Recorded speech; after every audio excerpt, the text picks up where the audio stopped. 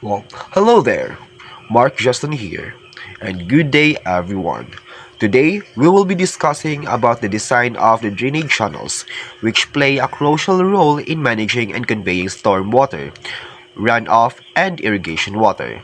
The primary goal in designing these channels is to ensure that they have sufficient capacity to handle water flow while minimizing common problems like silting and scouring. A well-designed drainage channel also takes into account environmental impact, costs, and future maintenance. Let's begin with the open channel flow, which is the movement of water in a channel where the surface is exposed to the atmosphere, such as in rivers or canals. Unlike closed channels or systems, open channels are influenced by gravity, and the slope of the channel is critical in determining the speed and volume of the flow. Next is the open channel design. The design channel focuses on choosing the best shape, depth, width, and slope for the channel. The goal is to balance the flow efficiency while minimizing risk like erosion or sediment deposition. A properly designed channel ensures that it can handle the maximum expected discharge, preventing overflow and damage to surrounding areas. And by that, effective drainage channel design is vital for controlling water flow and reducing environmental impacts, ensuring long-term sustainability and reducing a maintenance costs. Best hydraulic section. The best hydraulic section, also known as the most economic section, can be determined by requiring that the flow area of the channel be minimized while maintaining the hydraulic capacity. Consider the Manning equation given, where Q is the flow rate in the channel, A is the cross-sectional flow area, R is the hydraulic radius, P is the wetted perimeter, and A sub O is the longitudinal slope of the channel. The best hydraulic section is defined as the section that minimizes the flow area of given values of Q, N, and S sub O. To illustrate the process of determining the best hydraulic section, consider the trapezoidal section shown in figure 5.2, where the shape parameters are the bottom width B and the side slope M. The flow area A and the wetted perimeter P are given by these equations, where the flow area A, wetted perimeter P, and top width T of the best hydraulic sections for a variety of channel shapes are given in Table 5.1. The most efficient shape of all best hydraulic sections is the semicircle. However, this shape is not practical to construct. The semicircle shape can be approximated by a compound section that is composed of a lower trapezoidal section and an upper rectangular section as shown in figure 5.3. The best compound section requires that m is equal to 1 and the channel's dimensions are given by these equations, where y is the normal depth of flow in the channel derived using the Manning equation. Although the best hydraulic section appears to be the most economical in terms of excavation and channel lining, it is important to note that this section might not always be the most economical section for one or more of the following reasons. First, the flow area does not include freeboard and therefore is not the total area to be excavated. Next, it may not be possible to excavate a stable best hydraulic section in the native soil. Next is the depth of the channel might be limited due to high water table or underlying bedrock. Next is the hydraulic section might cause unstable flow condition, example near critical flow. And of course, for line channels, the cost of lining may be comparable to the excavation cost. For the given example, the analysis presented here assume that Manning's n is constant and does not vary with flow depth. However, in cases where different parts of the channel boundary have different roughness characteristics, the effective Manning's n varies with flow depth and the most efficient section will generally differ from that obtained by assuming a constant n. In these cases, more specialized optimization methods should be used. For boundary shear stress is the force that resists fluid flow at the surface of a channel bed. This stress opposes the fluid's motion is crucial for channel design, as it indicates whether the channel can withstand the acting forces. In uniform flow conditions, the average shear stress or unit tractive force can be estimated using the formula boundary shear stress is equal to the specific weight of water times the hydraulic radius times the slope of the channel. For trapezoidal channels, the maximum shear stress typically occurs at the channel bottom. The shear stress on the sides, estimate using the side shear stress factor, is calculated about 2/3 down the channel sides. Understanding and calculating shear stress is essential for ensuring channel stability. If the shear stress exceeds the maximum permissible limit for the lining material, erosion or collapse can occur.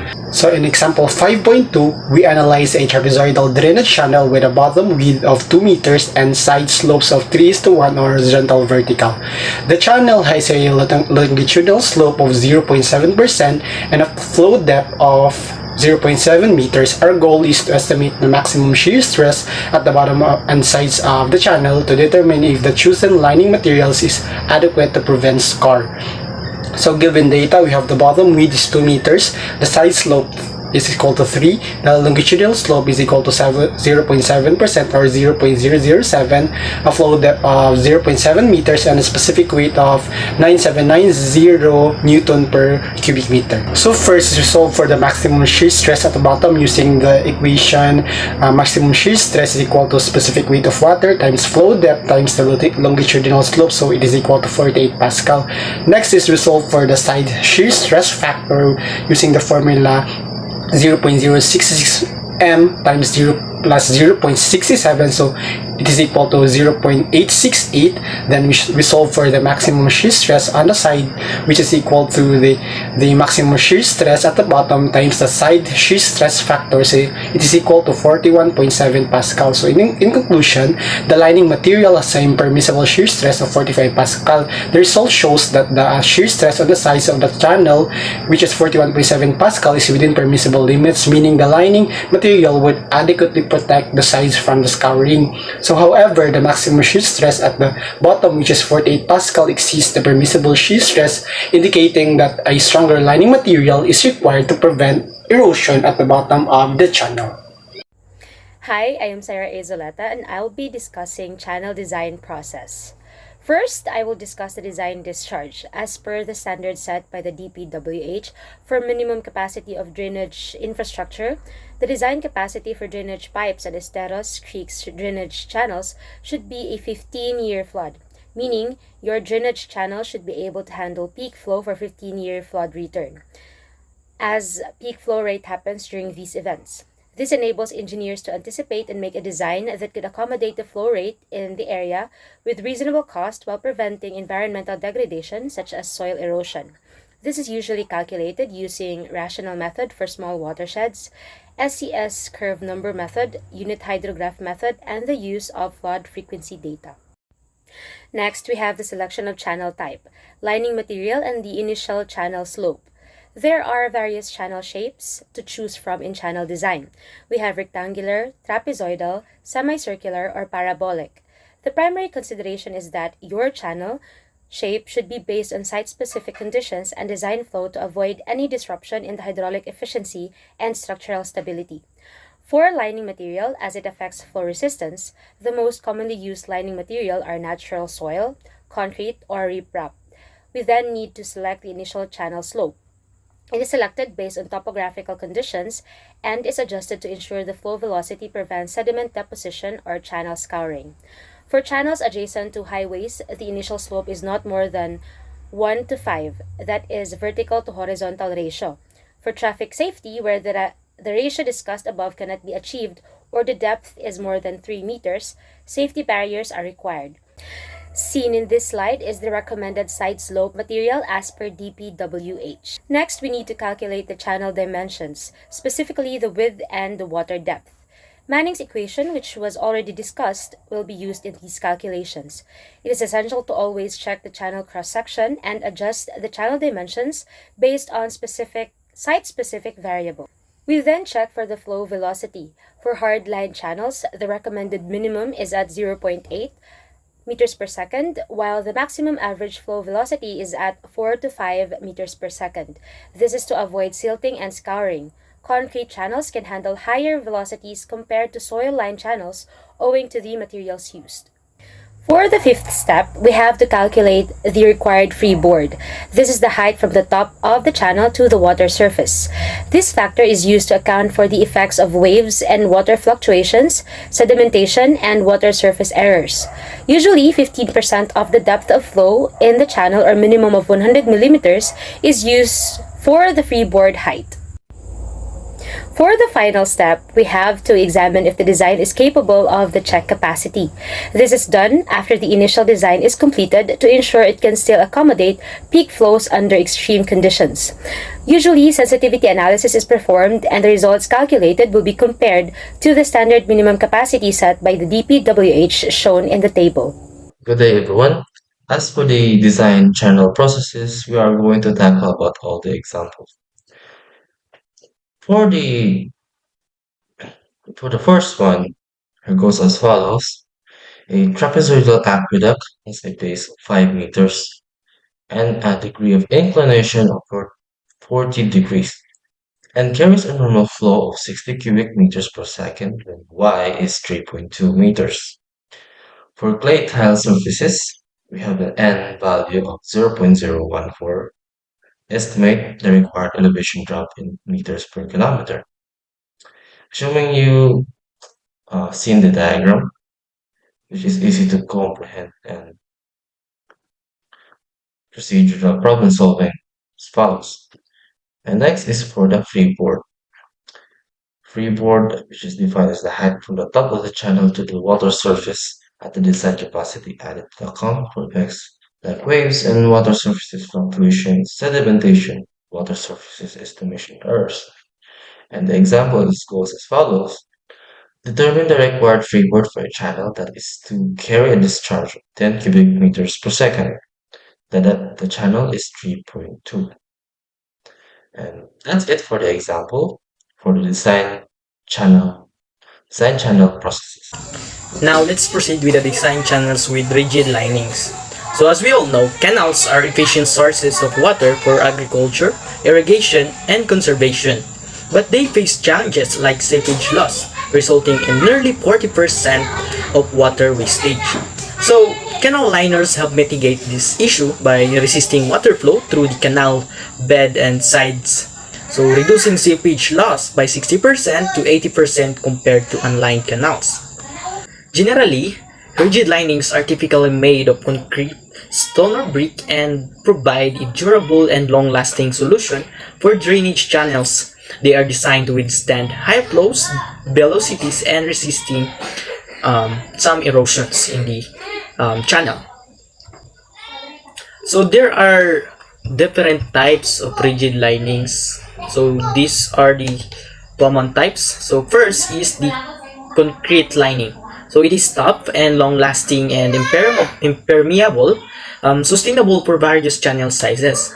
Another type is the brick lining. So constructed by lining bricks and smoothing with cement mortar. Another type is the plastic lining.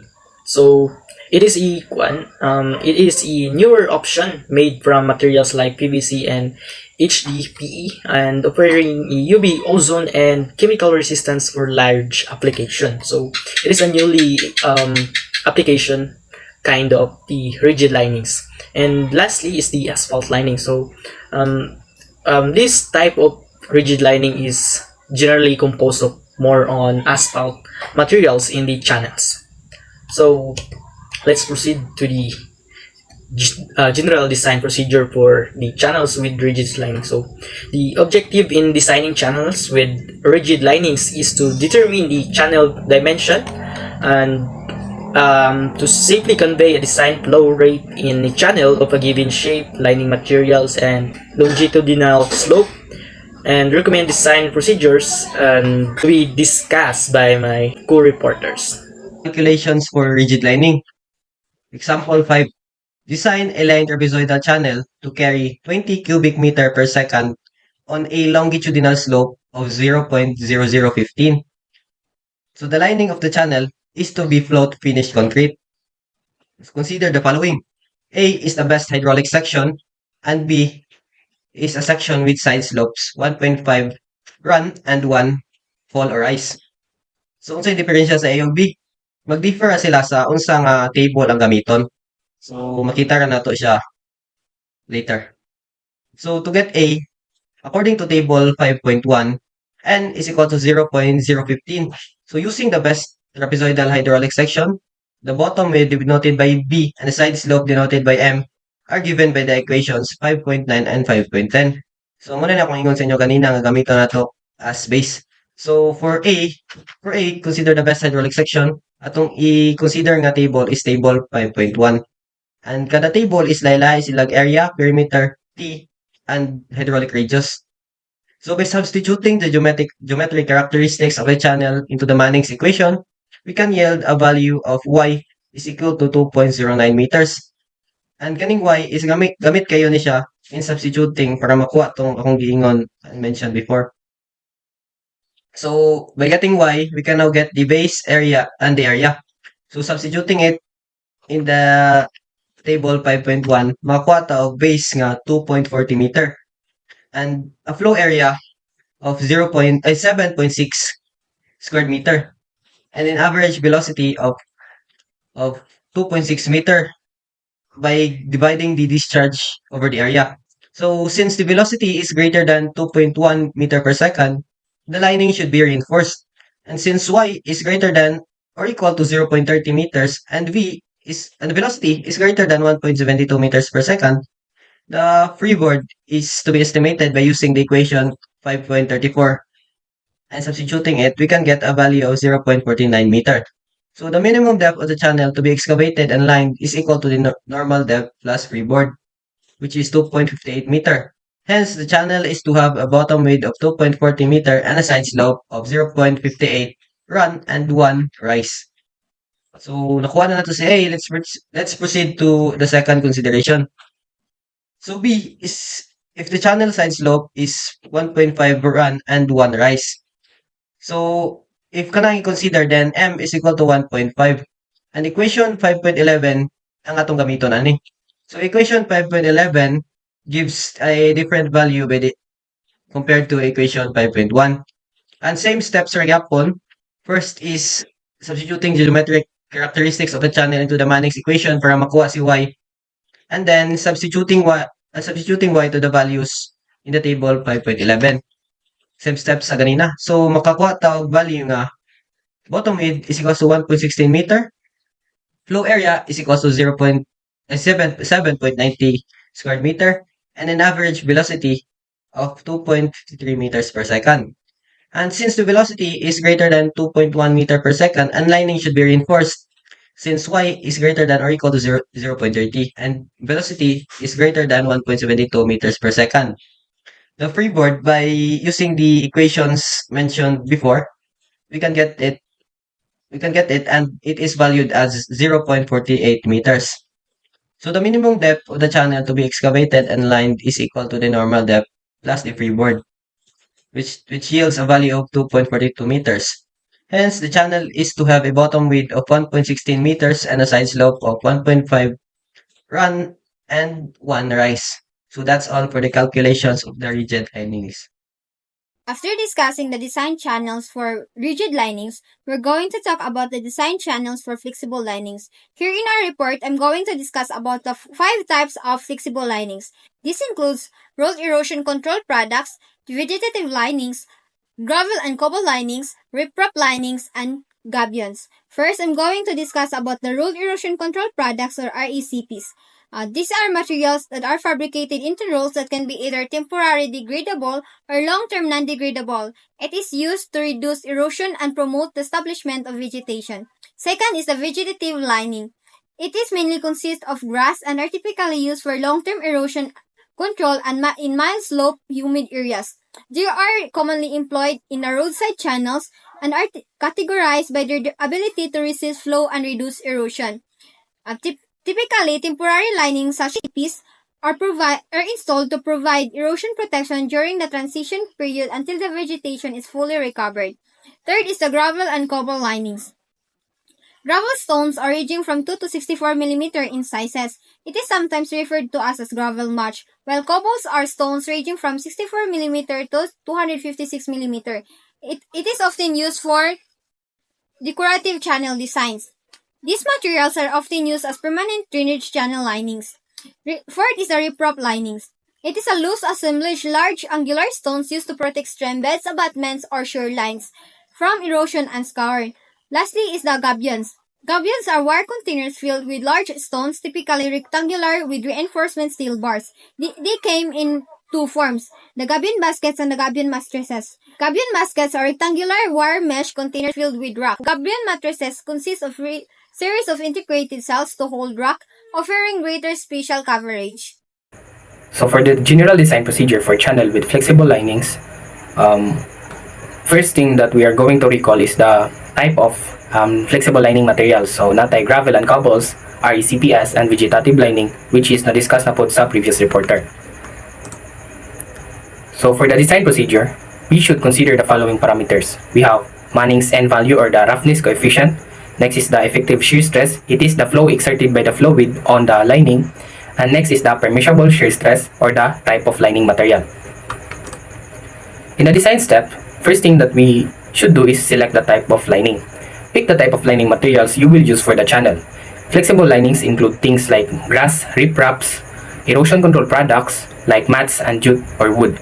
Then after that, the next step is to calculate the flow depth. Use the Manning's equation. It is a formula that helps calculate how water flows in open channels to figure out how deep the water will be in the channel. For the formula, we have V is equal to 1 over N times R raised to 2/3 times S raised to 1/2. Where ang atong V is mo na siya ang atong velocity, ang N mo na siya ang roughness coefficient sa atong type of lining, then R mo na siya atong hydraulic radius, then si slope mo na siya ang S mo na siya ang atong slope sa energy grade line. And the roughness coefficient depends on the type of lining materials that we are going to use. For example, sa bare soil, natay roughness coefficient nga 0.06, sa jute mats natay roughness coefficient nga 0.02, then sa gravel nga 0.031. So for the third step, calculate the maximum shear stress. Shear stress is the force water exerts on the channel bed and the sides, which can lead to erosion if it's too high. You will need to calculate the maximum shear stress to see how much force is applied to the bottom and side of the channel. To calculate the force for the bottom, we have this formula. Tau B is equal to unit weight times Y times E sub O, where ang ato ang bottom side sa channel or the shear stress sa bottom side sa channel is just equal to unit weight, then ang Y mo na siya atong flow depth, then si SO mo na siya ato ang slope of the channel. So for the shear stress sa side sa ato ang channel, we have this formula. Ks is equal to shear stress sa bottom, where ang atong Ks mo na siyang factors that reduces the shear stress on the sides. Next, for the step number 4 is to estimate the permissible shear stress. Check how much shear stress the lining can handle without being damaged. This is called permissible shear stress. For the formula, some materials like soil, the permissible shear stress is the same for both bottom and side. For non-cohesive materials like gravel, you reduce the shear stress for the sides using this formula, where T or tau sa PS is equal to K times TP, where ang atong TP is the permissible shear stress for the bottom and K reduces for the sides. For the last step for the design, we have to verify the lining advocacy. Compare the maximum shear stress you calculated earlier with the permissible shear stress of the lining. If the shear stress on the bottom and sides is less than or equal to the permissible shear stress, the lining is adequate. If not, you will need to choose a stronger lining and go through the process again. Well, that will be all, and thank you for listening. Goodbye.